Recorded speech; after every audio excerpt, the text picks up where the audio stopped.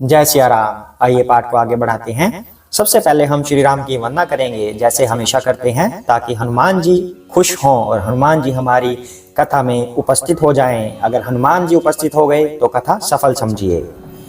सिया राम जय जय राम, सिया राम जय जय सिया राम, सिया राम जय जय राम, सिया राम जय जय सिया राम, सिया राम जय जय राम, सिया राम जय जय राम, सिया राम जय जय राम, सिया राम जय जय राम, सिया राम जय जय राम, सिया राम जय जय सिया राम।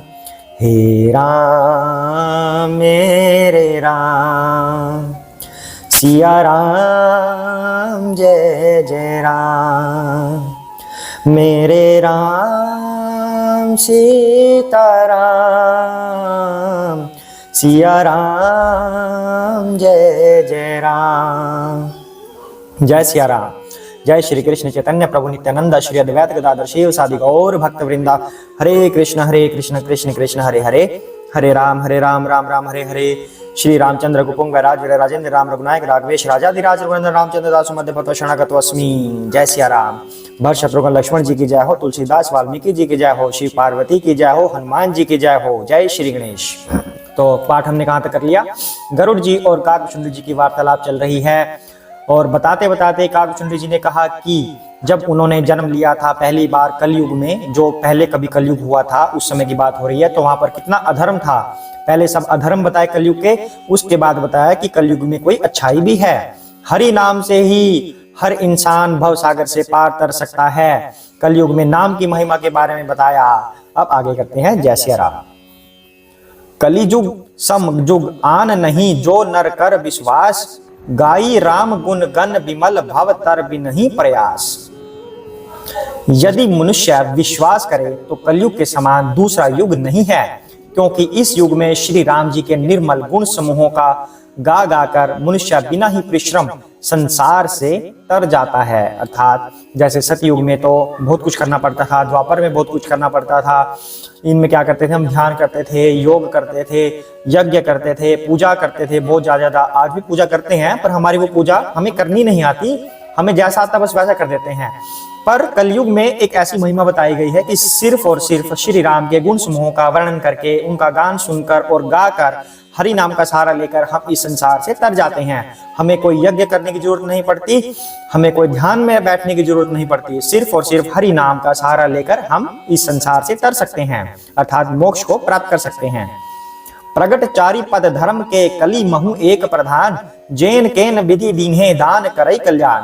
धर्म के चार चरण सत्य, दया, तप और दान ये प्रसिद्ध हैं, जिनमें से कली में एक दान रूपी चरण ही प्रधान है। जिस किसी प्रकार से भी दिए जाने पर दान कल्याण ही करता है। अर्थात कह रहे हैं कि धर्म के चार तरह के भेद होते हैं, धर्म चार तरह के होते हैं। सत्य बोलना और दया करना, दान करना और तप करना। और कलयुग में सिर्फ दान ही बहुत है। दान करेंगे वही हमें बहुत कुछ दिला जाता है, वो कल्याण ही करता है। नित जुग धर्म हो ही सब केरे, हरिजय राम माया के प्रेरे। शुद्ध सत्व समता विज्ञाना, कृत प्रभाव प्रसन्न मन जाना। श्री राम जी की माया से प्रेरित होकर सबके हृदयों में सभी युगों के धर्म नित्य होते रहते हैं। क्या कह रहे हैं कि श्री राम की माया से प्रेरित होकर सबके हृदयों में, हमारे हृदय में सभी युगों के धर्म नित्य होते रहते हैं। कैसे? जैसे कि सतयुग में सच्चाई पे अडिग रहते थे, सभी ध्यान करते थे। हमारे अंदर भी ये गुण पाए जाते हैं, हम कलयुग में हैं पर हमारे अंदर ये गुण पाए जाते हैं। हम उसका प्रयोग करते हैं या नहीं वो हमारे ऊपर है। कलयुग में असत्य की प्रधानता ज्यादा रहती है, अधर्म की प्रधानता ज्यादा रहती है, इसलिए वो सत्य वाले गुण छिप जाते हैं।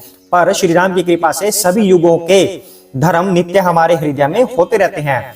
शुद्ध सत्व गुण, समता, विज्ञान और मन का प्रसन्न होना, इसे सतयुग का प्रभाव जाने। सत्व बहुत रज कछु रति कर्मा, सब विधि सुख त्रेता कर धर्मा, बहु रज स्वल्प सत्व कछु तामस, द्वापर धर्म हर्ष भय मानस।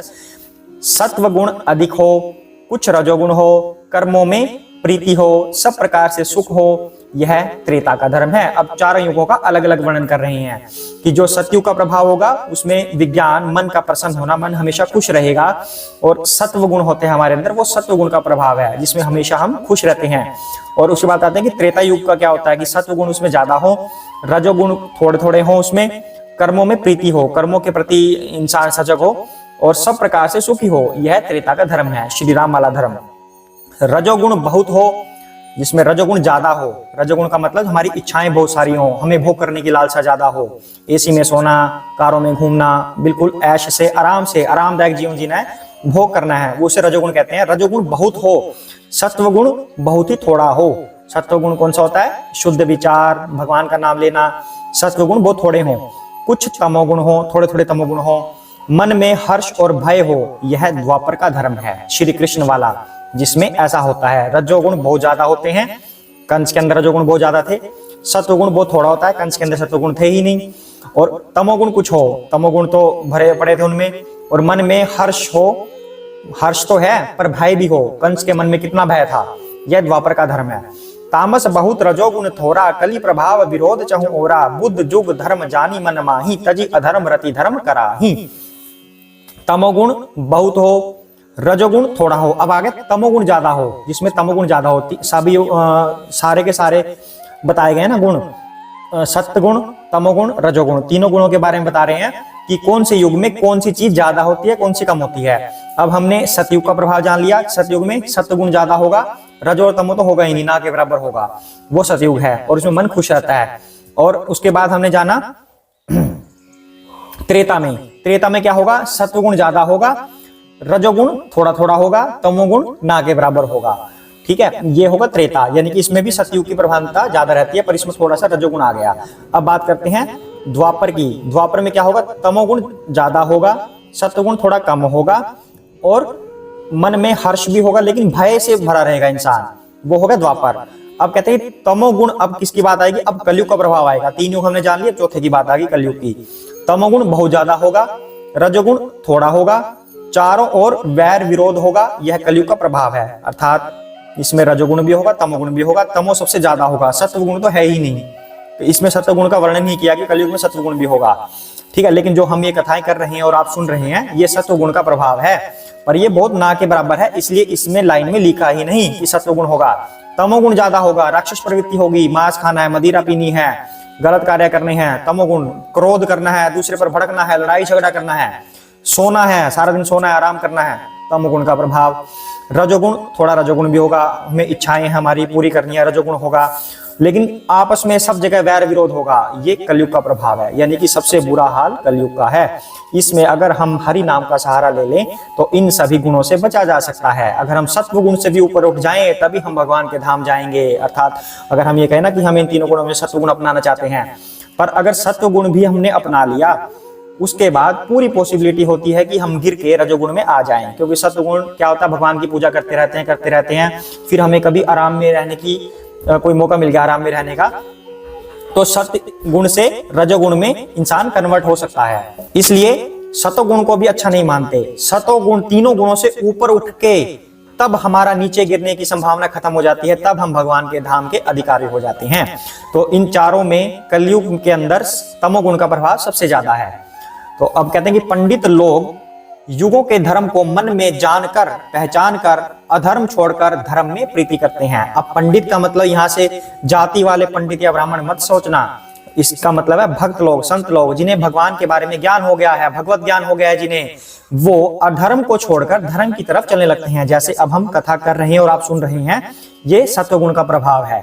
हमने अधर्म छोड़ दिया, या हमने कभी किया होगा अधर्म इस जन्म में, पिछले जन्म में, हम उसको छोड़ के कथाओं में आ गए हैं कि भगवान के श्रवण में, भगवान की वाणी को बोलने में, हम इस चीज में आ गए हैं। तो कहते हैं कि पंडित लोग, अब इसे पंडित ही जानिएगा, आप हम सब पंडित ही बन गए अगर हम कथा सुन रहे और कह रहे हैं कि पंडित लोग इन युगों के धर्म को मन में जानकर अधर्म को छोड़कर धर्म के रास्ते पर आते हैं, भगवान से प्रीति जोड़ लेते हैं।